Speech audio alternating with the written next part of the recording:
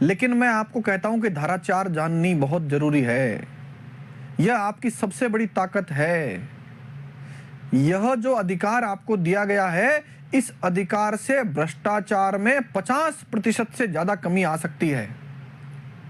आप रट लीजिए धारा 4। और धारा 4 कौन सी? आरटीआई एक्ट की धारा 4। ये जो धारा 4 है वो इतनी जबरदस्त है, मैं बहुत जिम्मेदारी से कह रहा हूं आपको कि अगर धारा 4 की पालना कोई भी सरकार, चाहे राज्य सरकार चाहे केंद्र सरकार कर लेगी या कोई सरकारी विभाग कर लेगा, तो वहां भ्रष्टाचार जो है वो करना मुश्किल हो जाएगा और असंभव हो जाएगा।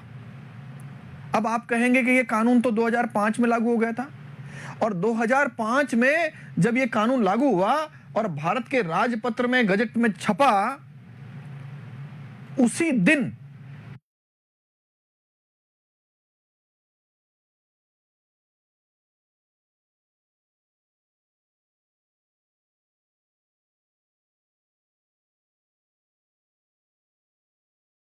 हमने कई बार बात की है कि धारा 4, अब सवाल आता है धारा 4 क्या है? जो कानून नहीं जानता वो धारा 4 कैसे जानेगा? लेकिन मैं आपको कहता हूं कि धारा 4 जाननी बहुत जरूरी है। यह आपकी सबसे बड़ी ताकत है। यह जो अधिकार आपको दिया गया है, इस अधिकार से भ्रष्टाचार में 50% से ज्यादा कमी आ सकती है। आप रट लीजिए धारा 4। और धारा 4 कौन सी? आरटीआई एक्ट की धारा 4।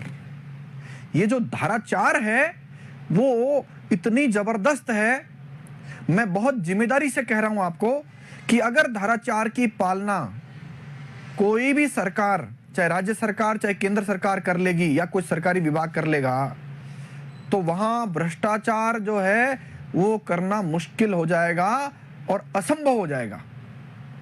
अब आप कहेंगे कि ये कानून तो 2005 में लागू हो गया था, और 2005 में जब ये कानून लागू हुआ और भारत के राजपत्र में, गजट में छपा, उसी दिन कानून लागू होने के पश्चात धारा 4 प्रभाव में आ गई थी, और धारा 4 के तहत कुछ काम उनको करने थे, वो मैं आपको बताता हूं।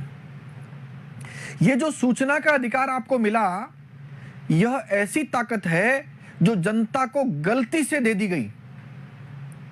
आपको याद होगा कि आदरणीय मनमोहन सिंह जी जब प्रधानमंत्री थे तो पहले कार्यकाल में यह कानून, यह अधिकार हमको मिला, लेकिन दूसरे कार्यकाल में हमारे आदरणीय प्रधानमंत्री श्री मनमोहन सिंह जी बोले कि कानून गलत बन गया, इसको संशोधन करना पड़ेगा। हालांकि वो कार्यकाल में संशोधन नहीं कर पाए। लेकिन सवाल यह आता है कि अगर कोई नेता या कोई अफसर देश के एकमात्र कानून के लिए कहा जा रहा है कि कानून गलती से बन गया, तो निश्चित रूप से आप ये मानिएगा कि यह कानून जनता के लिए जबरदस्त बना था। यह जब राजपत्र में छपा और इसकी प्रस्तावना बनी, उस प्रस्तावना में 2-3 बातें बहुत महत्वपूर्ण है जो आज आपको जाननी जरूरी है। पहला, यह कानून जो है वह पारदर्शिता और जवाबदेही के लिए बनाया गया था। आप और हम जो टैक्स पे करते हैं, सरकार को राजकोष में पैसा जाता है, वो पैसा कहां खर्च होता है, किस काम में खर्च होता है, ये लोक सेवक, चाहे नेता हो, चाहे राष्ट्रपति हो, चाहे चपरासी हो, ये सब लोग जो काम कर रहे हैं उसमें पारदर्शिता आए, और वो काम जो कर रहे हैं वह जवाबदेही उसकी सुनिश्चित की जा सके, इसके लिए कानून लाया गया था। और इसकी प्रस्तावना में स्पष्ट रूप से लिखा गया है कि पारदर्शिता और जवाबदेही के लिए। एक और बड़ा काम जो इस कानून से होना था, वह भी प्रस्तावना में स्पष्ट रूप से लिखा गया है कि यह कानून भ्रष्टाचार के दमन के लिए। अब आपके सामने सवाल होगा, भ्रष्टाचार का दमन कैसे होगा? हां, अब आप सुनिए कि भ्रष्टाचार का दमन भी इसी कानून से होगा। मैं बार बार कह रहा हूं कि इस कानून को छोड़ दीजिए, केवल एक धारा, इसकी एक धारा, एक सेक्शन, एक टुकड़ा, उसकी अगर पालना सुनिश्चित हो जाए, सरकार उसकी पालना कर देवे, तो भ्रष्टाचार पर 50% से ज्यादा कमी आ सकती है। देखिए, जब यह कानून बना था तो इस कानून में सूचना किसको कहा गया? सूचना कहा गया कि कोई भी अभिलेख, दस्तावेज, ज्ञापन, ईमेल, मत, सलाह, प्रेस विज्ञप्ति, परिपत्र, आदेश, लॉगबुक, संविदा, रिपोर्ट, कागज पत्र, नमूने, मॉडल, आंकड़ों संबंधी सामग्री, किसी प्राइवेट निकाय से संबंधित ऐसी सूचना सम्मिलित है जिस तक तत्समय प्रवर्त किसी अन्य विधि के अधीन लोक प्राधिकारी, यानी लगभग सरकार में, सरकारी विभागों में, लोक सेवकों के पास होने वाली सभी चीजें, सभी दस्तावेज और सभी काम यह सूचना के श्रेणी में आते हैं। बात बहुत छोटी लग रही है, लेकिन इन सब चीजों पर, जितनी चीजें मैंने बोली है, इस पर आपका अधिकार है। क्या अधिकार है बता देता हूं। इस पर आप ऐसे सभी काम, वर्क, दस्तावेज और अभिलेखों का इंस्पेक्शन यानी निरीक्षण कर सकते हैं। आप सोचिए कि प्रधानमंत्री किसी सरकारी कार्यालय का निरीक्षण करने जाएगा, क्या देख सकता है? उनका काम देख सकता है, अभिलेख देख सकता है, दस्तावेज देख सकता है। वो सारा अधिकार आपको इस कानून में दे दिया गया है। इसके अलावा ऐसे दस्तावेजों या अभिलेखों के टिप्पणी, उद्धरण या प्रमाणित प्रतिलिपि लेना, कोई भी दस्तावेज सरकार में जो पड़ा है उसके दस्तावेज आप कॉपी ले सकते हैं, प्रमाणित कॉपी ले सकते हैं। कोई भी सामग्री है उसके प्रमाणित नमूने ले सकते हैं। आप सीडी में, फ्लॉपी में कोई डेटा है कंप्यूटर का, वह भी ले सकते हैं। मुझे लगता है आप सहमत हो गए होंगे, ऐसा गजब का कानून पहले देश को मिला नहीं। हम तो अभी जो बात कर रहे हैं वो उससे भी महत्वपूर्ण है कि अचानक भ्रष्टाचार में कमी कैसे आ सकती है। मैं अभी थोड़ी देर बाद जो बात बताऊंगा आप मुझसे सहमत हो जाएंगे। ये जो कानून है, इस कानून में कई सारे काम उनको करने थे, और वो कब करने थे? अब मैं जो पेज आपको दिखा रहा हूं, अगर आप देख पा रहे हैं तो यह है सूचना का अधिकार और लोक प्राधिकारियों की बाध्यताएं।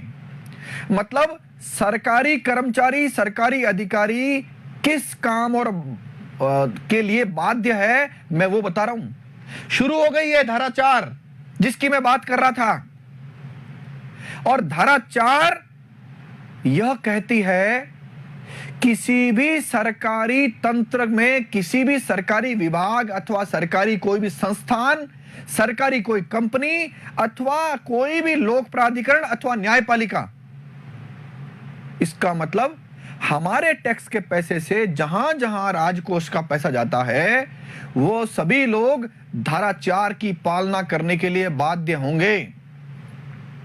और कब बाध्य होंगे? जब कानून लागू हुआ उसके 120 दिन के अंदर अंदर। कानून कब लागू हुआ? 2005 में। और 2005 में जब लागू हुआ तो 2005 में ही ये सब काम सरकारों को करने थे, लेकिन नहीं किए गए। इसलिए नहीं किए गए क्योंकि हम जागृत नहीं थे। और क्या करना था? 120 दिन के भीतर उनको उस अपने सरकारी विभाग से संबंधित सारी चीजें, मैं दोबारा बोल रहा हूं, उस विभाग से संबंधित सारी चीजें अपनी वेबसाइट अथवा किताब के माध्यम से अथवा किसी अन्य माध्यम से जनता को देनी थी। नहीं दी गई। पता है क्यों? हम जागृत नहीं थे। अगर यह सूचना ठीक ढंग से, ईमानदारी से डाली गई होती, और इसमें प्रावधान किया गया है कि हर सूचना को प्रतिवर्ष अपडेट भी करना है। अपडेट तो छोड़िए, डाली ही नहीं गई क्योंकि कोई अपने पैरों पर कुल्हाड़ी मारेगा क्या? कोई भी लोक सेवक जो हमारे टैक्स के पैसे से वेतन लेता है वो चाहता ही नहीं है कि धारा 4 की पालना की जाए। यहां बात किसी एक दल की नहीं चल रही है। कोई सा भी दल इस देश में आया, इस राज्य में आया, उसने इसकी पालना नहीं होने दी। और जनता को अंधेरे में रखा, इसका प्रचार प्रसार नहीं किया। क्या क्या बताया गया है मैं बता देता हूं आपको। हम जिस सरकारी विभाग की बात कर रहे हैं उसके संबंध में उस सरकारी विभाग की विशिष्टियां, कृत्य और कर्तव्य कि उस सरकारी विभाग की क्या क्या ड्यूटियां हैं, अपने कर्मचारी और अधिकारियों की शक्तियां और कर्तव्य, उस सरकारी विभाग के अफसरों की क्या क्या पावर्स है और क्या क्या ड्यूटीज है, यह उनको वेबसाइट पे डालना था। उनके द्वारा जिस प्रक्रिया के तहत काम किया जाता है वह प्रक्रिया भी वेबसाइट पर डालनी थी। अपने कृत्यों के निर्वहन के लिए स्वयं द्वारा स्थापित मापदंड वह भी वेबसाइट पर डालने थे। इसी प्रकार से उस सरकारी विभाग का संचालन किस कानून के तहत होता है, किस नियम के तहत होता है, किस विनियम के तहत होता है, किस अनुदेश के तहत होता है, इसकी निर्देशिका भी और अभिलेख भी उनको वेबसाइट पे डालना था। बताइए क्या बचा उस सरकारी विभाग का? मुझे लगता है कि उस सरकारी विभाग के पास धारा 4 के भी इस छोटे से टुकड़े को अगर डाल दिया जाए कुछ नहीं बचेगा। सरकारी कर्मचारियों की बगल में फाइल डालकर चलने की आदत, गोपनीयता रखने की आदत कानून कहता नहीं रखनी है। इसके अलावा ऐसे कितनी चीजें हैं, मैंने आपको 4-5 बताई है, 6, 7, 8, 9, 10, 11, 12, 13, 14, इतनी अनगिनत चीजें। उसमें कितने कर्मचारी हैं, कितने अधिकारी हैं, उनकी डायरेक्टरी यानी उनका नाम, पदनाम, उनके संपर्क नंबर, उसको डायरेक्टरी कहते हैं, वह भी डालनी है। कौन अधिकारी, कौन कर्मचारी कितना वेतन लेता है, क्या भत्ता लेता है, यह भी उनको इसी में डालना है। इसके अलावा कोई आपकी योजना है, उस योजना में क्या प्रस्तावित खर्चा है, क्या उसका विवरण है, वह भी इनको इसमें डालना है। आप गूगल पर आरटीआई एक्ट इन हिंदी और इन इंग्लिश, ये जो आपको ठीक लगे लिख लीजिए, उसका पीडीएफ डाउनलोड करिए और धारा 4 पढ़ लीजिए, जरूर पढ़िएगा। अभी जो आप लोग मुझे देख रहे हैं, ऐसा कोई व्यक्ति नहीं बचे जो इस धारा 4 को नहीं पढ़ लेवे। और धारा 4 पढ़ने के बाद औरों को भी पढ़ाइएगा और ये कहिएगा यह हमारा अधिकार है। यह किसी पार्टी, दल या सरकार या लोक सेवक अफसर का एहसान नहीं है, यह दया नहीं है, यह अधिकार है और इस अधिकार को हमको मिलना ही चाहिए। नहीं मिलने पर ऐसी सरकार, ऐसे अफसर, ऐसे न्यायिक अफसर जिन्होंने पालना नहीं की, उनको दंडित किए जाने का भी प्रावधान है। मैं दोबारा बोल देता हूं, एक सरकारी विभाग की समस्त चीजें उनको अपनी वेबसाइट पे डालनी है।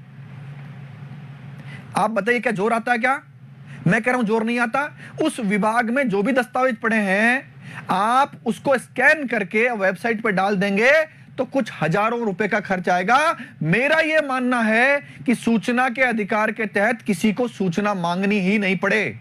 और धारा 4 की रचना की गई है इसी काम के लिए कि कोई व्यक्ति सूचना मांगे ही नहीं। कितना गजब का प्रावधान किया गया इसमें, और इस प्रावधान का हम इस्तेमाल नहीं कर पा रहे हैं पिछले 15 वर्षों से। मैं राजस्थान में रहता हूं, आप किसी और अन्य राज्यों में भी रहते होंगे, केंद्र में भी कई स्टेट हैं जहां पर केंद्र की सरकारें हैं, वहां भी इनकी पालना नहीं की गई है। अब हम एक अभियान चला करके इसकी पालना अगर सुनिश्चित करा पाए तो भ्रष्टाचार में 50% कमी आ जाएगी। यानी जो सरकारें कहती है कि हम ऊपर से 100 रुपए रवाना करते, जनता के पास 10 रुपया पहुंचता है, अचानक जनता के पास जो है 55 रुपया पहुंचने लग जाएगा। और ये जो बीच के लोग, खाने वाले लोग हैं, केवल धारा 4 की पालना से अगर पूरा सूचना का अधिकार की पालना हो गई तो दृश्य समझिए क्या होगा। आपने कभी सूचना मांगी है 10 रुपए खर्च करके? जरूर मांगिएगा। यह आपका अधिकार भी है और आपकी ड्यूटी भी है कि आपके टैक्स के पैसे का सदुपयोग हो रहा है नहीं हो रहा है।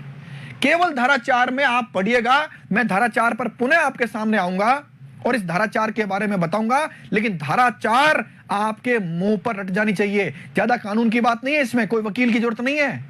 अनपढ़ लोगों को इस कानून का इस्तेमाल करना आता है। हम तो कुछ पढ़े लिखे लोग भी हैं, तो हमको क्या इस कानून की जानकारी नहीं होनी चाहिए? होनी चाहिए। यह मेरा आपसे आग्रह है। धारा 4 आपकी जबान पर चढ़ जाना चाहिए। धारा 4 हमारे सब परियोजनों, मिलने वाले मित्रों को, गांव, कस्बे, शहर, गली गली के हर नागरिक के जुबान पर चढ़ना चाहिए धारा 4। और धारा 4 हमारी दशा और दिशा बदल सकती है। छोटा सा प्रावधान सरकार मानेगी तो ठीक, नहीं तो हाई कोर्ट और सुप्रीम कोर्ट के माध्यम से इनको मानने के लिए बाध्य होना ही पड़ेगा। एक केवल धारा 4 की पालना अगर हम करा पाए तो। धारा 4 में जितनी बातें मैंने बताई, इसके अलावा यह भी इसमें ऐड है कि सूचना प्राप्त करने के लिए नागरिकों को उपलब्ध सुविधाओं की विशिष्टियां, जिनके अंतर्गत किसी पुस्तकालय या वाचन कक्ष के यदि लोक उपयोग के लिए अनुरक्षित है तो, यानी धारा 4 की ये सब चीजें अपनी वेबसाइट पर डालिए। इसके अलावा कोई लाइब्रेरी आसपास है वहां भी रखिए, ताकि जनता के लिए देखने के लिए सुलभ हो। आपको सभी जिनसे सूचना मांगनी है उनका, अधिकारियों का नाम, पदनाम वगैरह भी डालना पड़ेगा। और ऐसी सूचनाओं को न केवल डालना है, उनको अपडेट भी करना, यानी अद्यतन भी करना पड़ेगा। हर साल उनको अपडेट करना पड़ेगा, जो ये नहीं कर रहे हैं। अब सवाल आते नहीं क्यों कर रहे हैं? क्योंकि हमको अधिकार पता नहीं है। हमको अगर अधिकार पता होता तो ये दृश्य नहीं होता। 15 साल से राजस्थान में इसकी पालना पूर्ण रूप से सुनिश्चित नहीं हो रही है। सरल सा तरीका है, सरकारें कई बार करती है। आप राजस्थान के हर जिला कलेक्टर को यह कहिए, सरकार अगर चाहे तो क्या कर सकती है, यह आदेश जारी करिए कि अपने जिले के सभी सरकारी विभागों में धारा 4 की पालना सुनिश्चित करा करके 20 दिन के अंदर अंदर एक शपथ पत्र सरकार को भेजिए। कोई कलेक्टर अपनी नौकरी गंवाना नहीं चाहता, और नौकरी नहीं गंवाना चाहता तो फिर वो निश्चित रूप से पूर्णतः पालना करके ही शपथ पत्र देगा। अगर सरकारें चाहे तो ऐसा कर सकती है, लेकिन सरकारें नहीं करती है, क्योंकि कोई भी व्यक्ति अपने पैरों पर कुल्हाड़ी नहीं मारेगा। उनको यह पता है कि यह जनता का अधिकार है, इसलिए वो पालना नहीं कर रहे हैं। और चूंकि हमको यह पता नहीं कि हमारा अधिकार है, इसलिए हम इसकी पालना नहीं करवा पा रहे हैं। मैं आपको 2-3 चीजें और बता देता हूं इसके संबंध में। यह सारा काम उनको कहने की जरूरत नहीं पड़नी चाहिए। यह सारा काम उनको स्वप्रेरणा से करना है, स्वप्रेरणा से। यह कानून में प्रावधान है और यह बाध्यकारी है, विवेकाधिकार नहीं है उनका। इसी प्रकार से ये सारी इंटरनेट पर जब डाल देंगे आप, तो उनको लोगों तक भी पहुंचाना है, प्रचार प्रसार भी इनको करना है। और यह उनकी स्थानीय भाषा में भी पहुंचाना है। जैसे राजस्थान में राजस्थानी अगर कोई जानता है तो राजस्थानी में भेजना है, अन्य राज्यों में कोई दूसरी भाषाएं तो उन भाषाओं में भिजवाना है। कुल मिलाकर के इस अधिकार का प्रचार प्रसार इस तरीके से करना है कि कोई भी अनपढ़ व्यक्ति भी इसको समझ सके। यह काम इनको करना है। और इस सूचनाओं को सूचना पट्टों, समाचार पत्रों, लोक उद्घोषणाओं, मीडिया प्रसारणों, इंटरनेट व अन्य युक्ति के माध्यम से, जिसमें किसी भी लोक प्राधिकारी के कार्यालयों का निरीक्षण शामिल है, जनता को सूचना और जानकारी देना आवश्यक है। कई सारे लोग बहुत कहते हैं कि सूचना के अधिकार का दुरुपयोग होता है, सूचना के अधिकार से लोग ब्लैकमेल करते हैं। मुझे आप ये बताइए, अगर धारा 4 की पालना आप कर देंगे तो मुझे बताइए कि कोई कैसे ब्लैकमेल कर सकता है। आप ये सारे एक विभाग की ये सारी सूचनाएं जो धारा 4 में बताई गई है वो सारी इंटरनेट पर डाल देंगे तो कोई आपको कैसे ब्लैकमेल करेगा? नहीं कर सकता ना।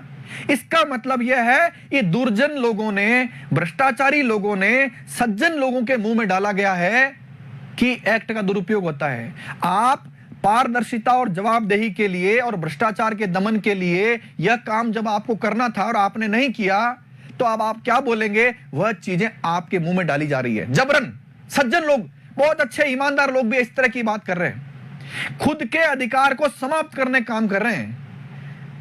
लोक सेवक तो नहीं चाहते कि आपको इसकी जानकारी आए, आप भी नहीं चाहते, हम भी नहीं चाहते कि हमें हमारे अधिकार मिले। दया नहीं है, ये कोई भीख नहीं है, कोई एहसान नहीं कर रही है सरकार, यह आपका अधिकार है। और आपके अधिकार की प्राप्ति तब होगी जब आप जागेंगे, आप खड़े होंगे और आप अपना अधिकार मांगेंगे और इनको दंडित करवाएंगे। हम धारा 4 पर एक बड़ा अभियान आंदोलन खड़ा करने वाले हैं, सरकारों को बाध्य करने वाले हैं, लोक सेवकों को दंडित करवाने वाले हैं। अगर इन्होंने पालना नहीं की तो आप सब लोग अगर ऐसा कर पाए तो निश्चित रूप से हिंद की जय होगी, ऐसा मेरा मानना है। धन्यवाद। जय हिंद, जय भारत।